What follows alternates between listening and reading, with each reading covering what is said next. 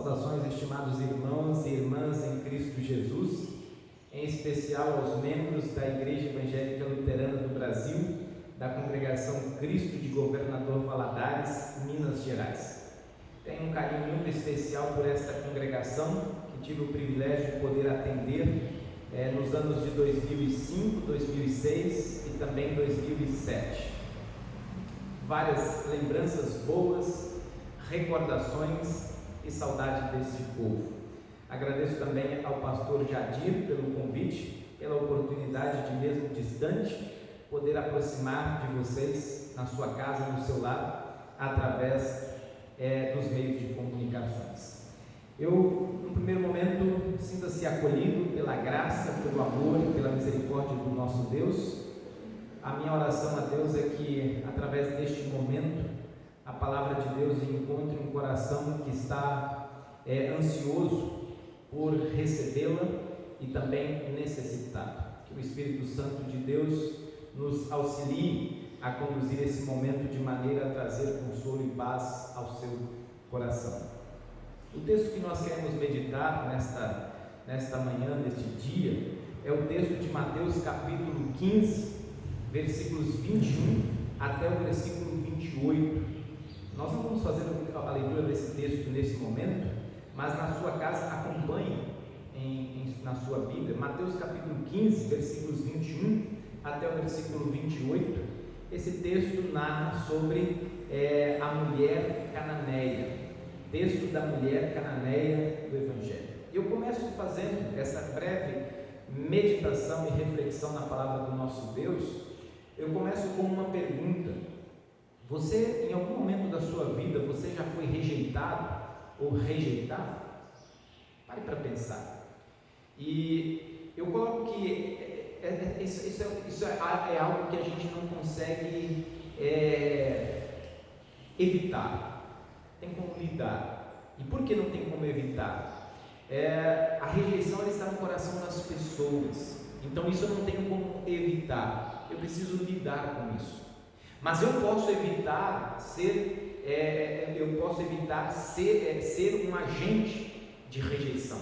Eu posso trabalhar de maneira que eu evite o máximo possível rejeitar as pessoas. A rejeição, ela é um dos maiores medos de nós seres humanos, e ela está por trás do ciúme. A rejeição, ela está por trás do perfeccionismo. Eu quero ter um corpo perfeito para que eu não seja rejeitado pelas pessoas, para que eu possa ser aceito por essa sociedade que prega isso. A busca desenfreada de riquezas, a rejeição está por trás dessa busca, porque o mundo coloca que quando eu tenho muitos bens, a probabilidade de eu ser rejeitado é muito menor sem eles. A rejeição também está por trás do medo de falar em público. A rejeição ela está por trás também da busca desenfreada de poder, porque temos na nossa mente que quando nós temos poder, ninguém irá nos rejeitar, tendo poder em nossas mãos. E a rejeição, então, ela envolve três palavras que a gente ouve muito: racismo, preconceito e discriminação. E muitas das vezes nós ouvimos essas três palavras usadas como sinônimos, e na verdade elas têm algo diferente uma das outras. E aí eu coloco, abrindo um parênteses, eu gosto da definição de racismo, que é uma crença de que existe uma hierarquia entre as diferentes raças, ou seja, existem raças superiores e raças inferiores. E enfatizo que é uma crença, está aqui na nossa mente. O preconceito é uma opinião que você forma a partir daquilo que você pensa, daquilo que você acha, de pessoas, de determinados grupos. E o preconceito também ele está na nossa mente, ele é algo que está na nossa cabeça. E a discriminação é a ação, é aquilo que sai para fora, é a ação de discriminar preconceituosamente ou discriminação racista. Por exemplo, você pode ser uma pessoa racista, crer que a sua raça é superior às demais raças, tá? Você pode ser preconceituoso, mas você nunca discriminou ninguém. Isso está apenas na sua mente. A partir do momento que você diz assim: aqui em casa só entra pessoas amarelas, então essa é uma atitude, essa é uma discriminação racista. Você colocou em prática aquilo que você estava na sua mente. Dito isso, eu coloco que o evangelho de hoje, então, ele envolve racismo, preconceito e discriminação. E a setinha que eu coloco ali é porque isso nasce, né? Isso está no ser humano, vem de nós, tá? Nós seres humanos. Contrapondo a setinha de baixo para cima, a setinha de cima para baixo. O evangelho também envolve aceitação, o evangelho também envolve amor, o evangelho de hoje também envolve fé. Isso vem da parte de Deus até nós. O contexto do nosso texto, como eu disse, é um contexto de rejeição. O que estava acontecendo naquele contexto é rejeição.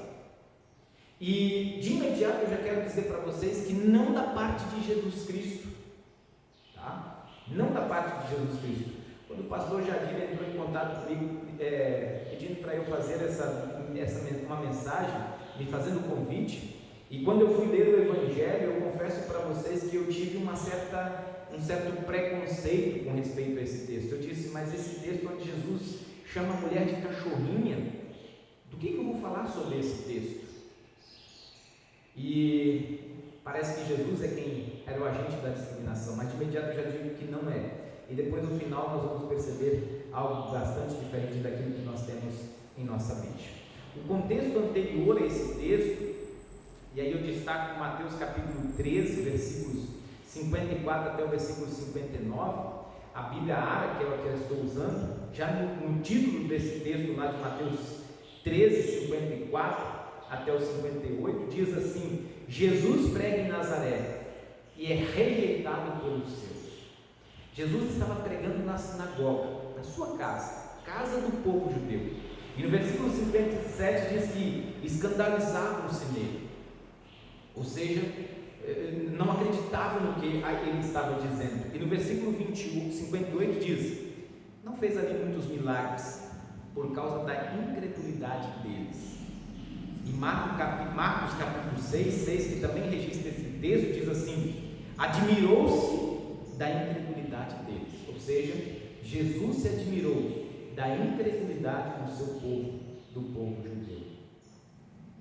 Mateus capítulo 15, anterior ao nosso texto, versículos 1 e 2, Jesus ensinando, e de repente os anciãos e os sacerdotes começaram a discriminar Jesus, a rejeitar Jesus, dizendo que Jesus e os seus discípulos comiam sem lavar as mãos, transgredindo uma lei de Moisés. E no versículo 7 e 9, então Jesus, ao seu povo, ele diz: hipócritas, falsos, bem profetizou o profeta Isaías, dizendo: este povo honra-me com os lábios, mas o seu coração está longe de mim, e em vão me adora, ensinando doutrinas que são preceitos de homens. Jesus fala sobre a verdadeira adoração. O evangelho de hoje fala de rejeição? Sim. Mateus capítulo 15 e anterior também. Mas o rejeitado aqui é o próprio Senhor Jesus Cristo. O texto fala de rejeição, e o rejeitado aqui é Jesus Cristo, rejeitado pelo seu próprio povo. E o texto do evangelho de hoje, Mateus capítulo 15, versículos 21 até versículo 28, diz assim, versículo 21: partindo Jesus dali. E por que diz isso? Partindo Jesus daquela situação. Que situação é essa? Situação de rejeição pelos seus. Colocaram em xeque a sua autoridade de filho de Deus, de Messias prometido, de filho enviado por Deus para salvar esse mundo.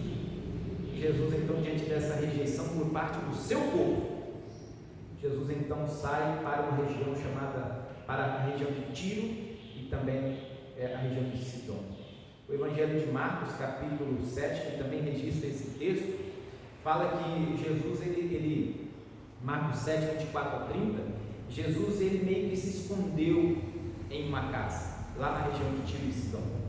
E isso é normal quando nós sentimos ou sofremos qualquer tipo de rejeição, a vontade, a intenção de se esconder, de se isolar por um momento para pensar nisso. Foi isso que Jesus então fez depois de ser rejeitado pelos seus. Um outro contexto que é importante entendermos para compreendermos o nosso texto é cão no Novo Testamento.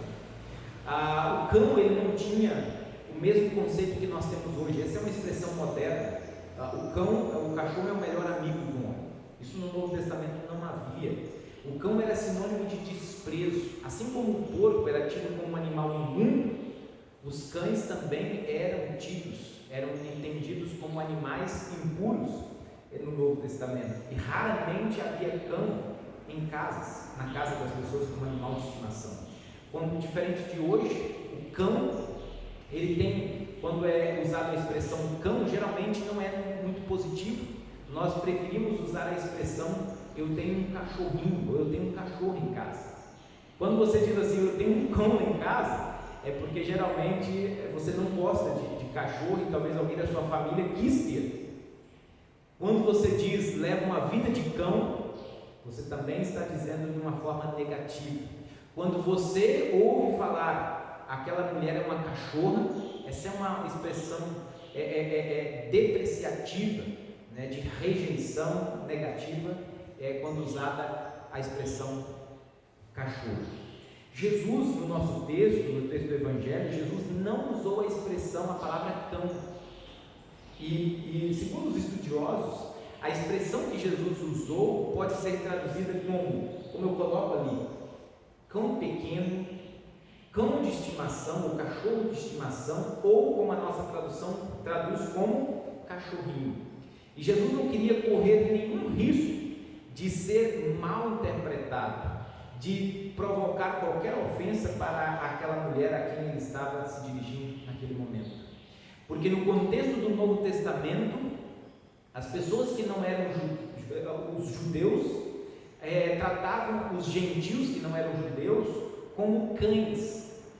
E essa era uma atitude preconceituosa de chamar e racista, de chamar os outros povos de cães, tá? E a intenção era dizer que eram pessoas imundas, que não criam em Deus, que não eram salvos por Deus. E o texto do Evangelho da mulher cananeia, Jesus usa uma metáfora, não é a metáfora do cachorrinho. A metáfora que Jesus usa é a metáfora de uma família sentada à mesa para a alimentação. E quando Jesus então introduz a expressão ali cachorrinho, ou cachorrinho de estimação, não cão, no meu entender, Jesus Cristo estava querendo dar uma lição para os discípulos, para aquelas pessoas que estavam ali ao seu redor, e principalmente posteriormente, porque esse texto, como ele chegou a nós hoje, também chegou ao coração daqueles que chamavam os gentios de cães. Jesus queria dar uma lição da seguinte forma: vejam como os imundos, vejam como os cães que vocês chamam, vejam como eles são, apontando para a mulher cananeia. E aquela mulher, conforme o nosso texto, ela percebe que Jesus não estava sendo irônico, que Jesus não estava sendo preconceituoso ou racista, ou rejeitando aquela mulher. A atitude dela é de dizer assim: Senhor, os cachorrinhos comem das migalhas que caem dos seus donos. O texto diz que aquela mulher clamava, e a expressão aqui traduz como que a intenção era, o termo é a expressão de alguém que levanta a voz em choro. Poucas vezes nós presenciamos situações como essa, de alguém que chora, clama gritando, ou grita chorando. É uma expressão de dor muito grande, uma situação muito constrangedora, muito triste para aqueles que presenciam isso. Mas aquela mulher vinha clamando: Senhor, filho de Davi, tem compaixão de mim. Era isso que aquela mulher vinha clamando, assim como o cego Bartimeu, retratado por Mateus também, chegou diante de Jesus e clamou: Senhor, filho de Davi, tem compaixão de mim. Esse era o clamor que aquela mulher fazia. E essa expressão filho Davi era um reconhecimento do Messias, era um reconhecimento de que Jesus Cristo é o Messias prometido lá no Antigo Testamento, que veio a esse mundo para salvar todas as pessoas. Filho de Davi era o reconhecimento de que Jesus Cristo era e é o Filho de Deus. Eu coloco que aquela mulher, ela mexeu com Jesus. E sabe qual foi a atitude de Jesus Cristo diante da súplica daquela mulher, do clamor, do choro, do clamor, chorando daquela mulher, porque a sua filha estava endemoniada? Sabe qual foi a atitude de Jesus? O texto bíblico diz: ele, porém, não respondeu palavra. A atitude de Jesus Cristo diante daquela situação foi de silêncio. E quando estava meditando sobre esse texto, eu logo lembrei: isso te lembra alguma coisa? Quando nós clamamos a Deus, a sensação que nós temos é de que Deus ele fica em silêncio. Mas esse silêncio de Deus diante do nosso clamor, ele é providencial. É Deus trabalhando para pensar no que Ele vai fazer, em qual será a atitude para conosco. Então esse silêncio, ele parece eterno também, mas ele é providencial. É Deus pensando no que vai fazer com aquele que está clamando. A atitude dos discípulos, no versículo 23, que diz assim: e os discípulos, aproximando, rogaram a Jesus: Senhor, despede-a, pois vem clamando atrás de nós. A atitude desses discípulos denunciaram ou descreveram que aquela mulher não chegou somente, clamou uma vez. Aquela mulher vinha clamando atrás de Jesus Cristo durante o caminho, e clamando e chorando. E os discípulos, então, numa atitude de resolução de problema, dizem: Senhor, manda essa mulher embora, para que ela pare de importunar. E no versículo 24, Jesus respondeu para aquela mulher depois de um silêncio: não fui enviado senão as ovelhas perdidas da casa de Israel. E no versículo então 25, ela, porém, veio e o adorou, dizendo: Senhor, socorre. Esse é o centro do Evangelho de Mateus, capítulo 15, 21 até o versículo 28. E por isso que eu chamei a atenção de vocês ali com a setinha apontando para o centro. Aquela mulher, depois de Jesus dizer assim: olha, fui enviado para as ovelhas perdidas da casa de Israel. Aquela mulher se prostra diante de Jesus e diz: Senhor, socorre. Uma outra tradução possível é: Senhor, salva. E quando você lê esse texto, não tem como você não lembrar do contexto anterior que eu citei, Mateus capítulo 15, versículo 8 e 9, aonde Jesus Cristo, depois de ser rejeitado pelos seus, ele diz, citando o profeta Isaías: este povo honra-me com os lábios, mas o seu coração está longe de mim, e em vão me adora. Eis a perfeita adoração. Essa mulher se prostrou diante de Jesus Cristo e diz: Senhor, socorre. Aquela mulher cananeia, chamada, caracterizada pelas pessoas, ou preconceituosamente chamada de uma atitude racista, de cães, os gentios. Essa mulher reconheceu a sua condição de ser humano, de pecador diante de Deus. Essa mulher também reconheceu o poder, a misericórdia, a graça de Deus. Por isso ela disse assim: Senhor, os cachorrinhos comem das migalhas que caem dos seus donos. Aquela mulher reconheceu que as migalhas de Deus são suficientes para a nossa vida. Mas obviamente que Deus não dá somente migalhas. Deus deu o seu Filho Jesus Cristo para nos salvar. Eu parto para o momento final da nossa mensagem e passo para as aplicações que nós podemos tirar, e você em casa com certeza irão tirar outras aplicações, mas eu quero destacar algumas. A primeira aplicação: no início da mensagem eu perguntei: você já foi rejeitado ou rejeitado? Não sei qual foi a sua resposta, mas eu quero dizer para você que não e nunca por Jesus Cristo.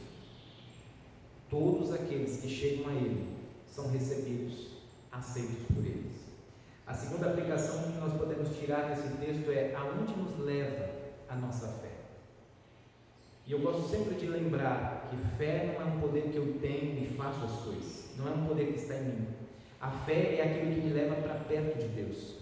A fé, se eu estou perto de Deus, é aquilo que me mantém perto dele, firme nele. Tentaram impedir essa mulher, os discípulos, Senhor, manda essa mulher embora. Mas a fé dela levou ela para perto de Jesus Cristo.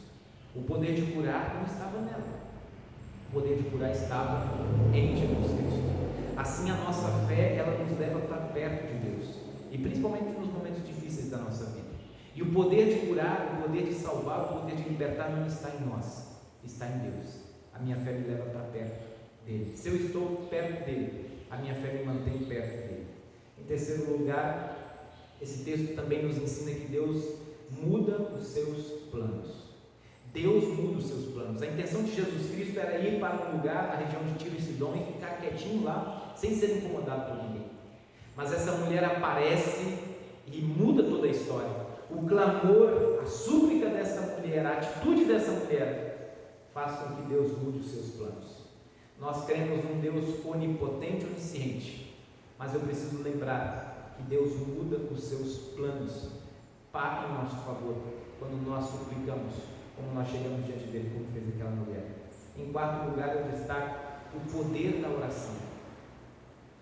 O poder da oração. E eu vou dar duas dicas para vocês, duas sugestões que é do nosso texto. A primeira sugestão de oração, principalmente em momentos difíceis da vida: Senhor, filho de Davi, tem compaixão de mim. E a segunda sugestão é: Senhor, socorre. Senhor, salva. Em momentos difíceis, use essas orações, fale assim com Deus. E por último, onde buscar socorro? Quando nós temos um filho, talvez uma das situações mais difíceis da vida é ter um filho enfermo, um filho doente. E a tentação de buscar em outros lugares que não seja na medicina e também em Deus, ou principalmente em Deus, é muito grande. Essa mulher nos ensinou a buscar naquele que pode nos ajudar, em Jesus Cristo. Em qualquer circunstância da vida, busque em primeiro lugar a Cristo Jesus, o nosso Salvador. Poucos ouviram as palavras: grande é a tua fé. Aquela mulher, assim como o cego Bartimeu, cego, mendigo e outros mais, ouviram da boca de Jesus: a tua fé te salvou. E interessante que o protagonista de toda a história foi Jesus Cristo. É Ele quem recebeu aquela mulher que era rejeitada, e Ele também foi rejeitado. Foi Jesus Cristo quem acolheu aquela mulher, foi Jesus Cristo quem livrou a sua filha, e no final Jesus Cristo diz: grande é a tua fé. Meus irmãos e irmãs, num Deus como esse vale a pena confiar, vale a pena depositar a nossa fé. Que Deus abençoe essas palavras no meu e no seu coração. Aos irmãos da congregação Cristo de Governador Valadares, ao pastor Jardir, que Deus abençoe o trabalho, que Deus abençoe a vida de vocês, que esta mensagem, que no primeiro momento eu particularmente via como um texto que não era muito simples, um dos textos mais belos, depois de estudar, um dos textos mais belos dos evangelhos. Texto que fala de amor, texto que fala de aceitação, texto que fala de fé. Que Deus abençoe a vida, que Deus abençoe a nossa vida, que Deus nos abençoe hoje,